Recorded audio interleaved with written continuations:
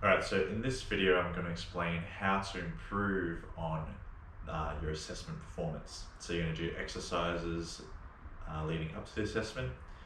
After you do your first assessment, so your first assessment is supposed to be your base foundation of where you're at. And then you do exercises to improve the next time you do your assessment exercise.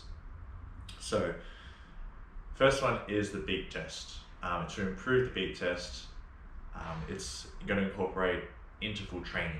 So when you go for a run, run along the street, from post to post, you do sprint and then walk or jog. Sprint, walk or jog. So you start from one post, do a nice short jog to the first post. If you want, increase the speed, and that will be your base, nice, bit fast-paced jog to the next post.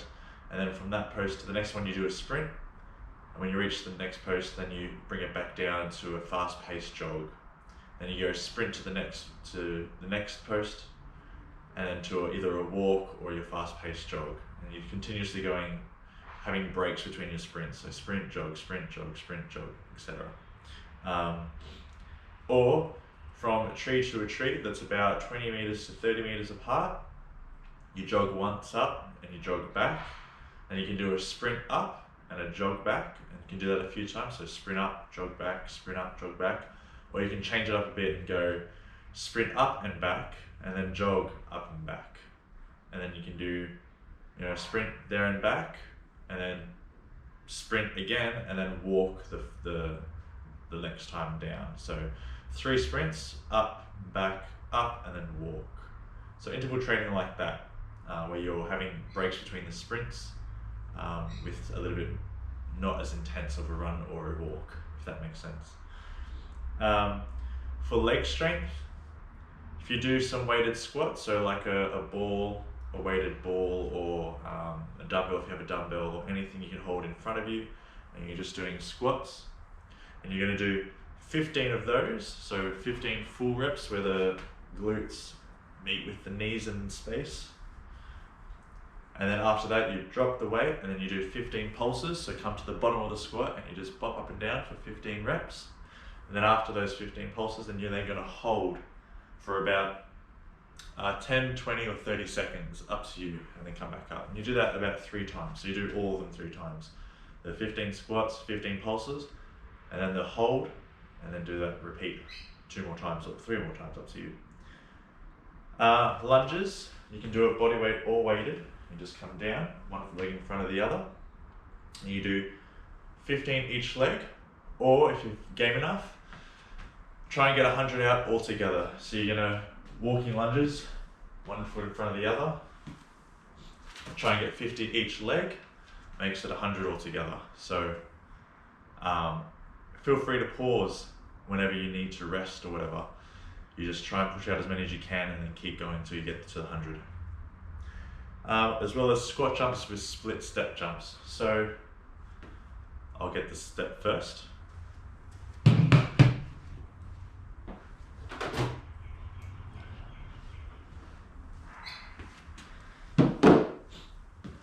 So first you start with the squat jumps.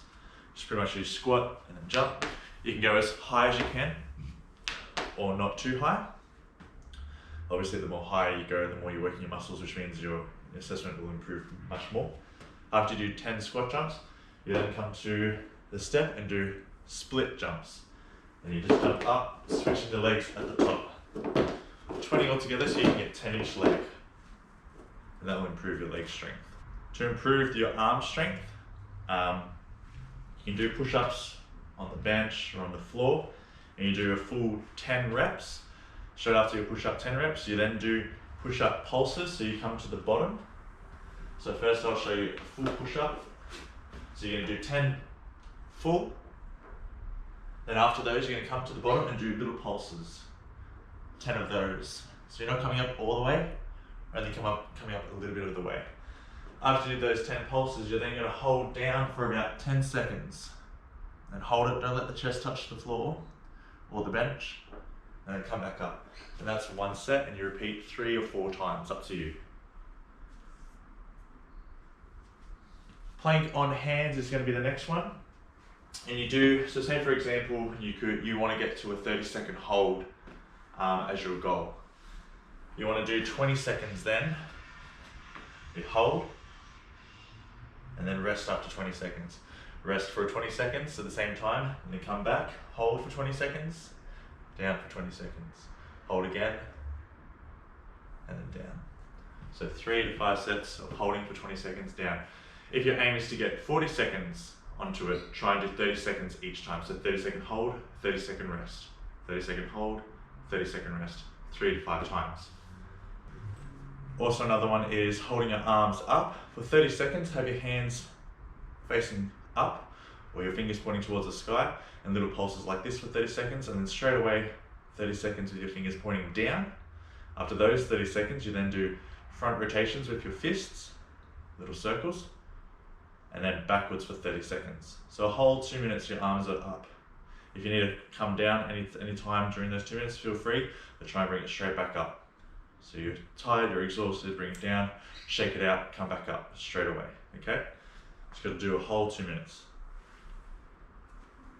For balance, you want to, because the first one is going to be a handstand, best to do a handstand on the floor next to a wall and get your feet up against it.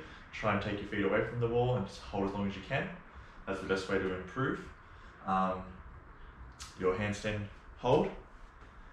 Second one, if you're single leg deadlift, if you have your one foot on the ground, let's say my right foot, you're going to lift the left foot to your back, like so, keeping it straight as much as possible, back to the side, and then to the front. And try not let the foot touch the ground at all during those moves. So you're going to go back to the side, to the front, back to the side, to the front. Try and keep your torso upright the whole time. Don't lean forward, don't lean back, don't lean to the side. You want to keep your torso upright the whole time. So back, side, front. And you're going to do that 5 times each direction on each leg. You can do that all together about 3 times.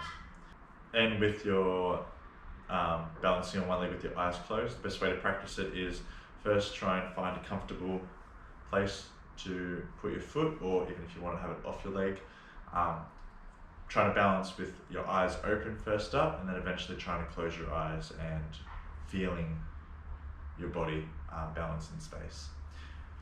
So they're the ways to practice for your assessment or to improve your assessment results.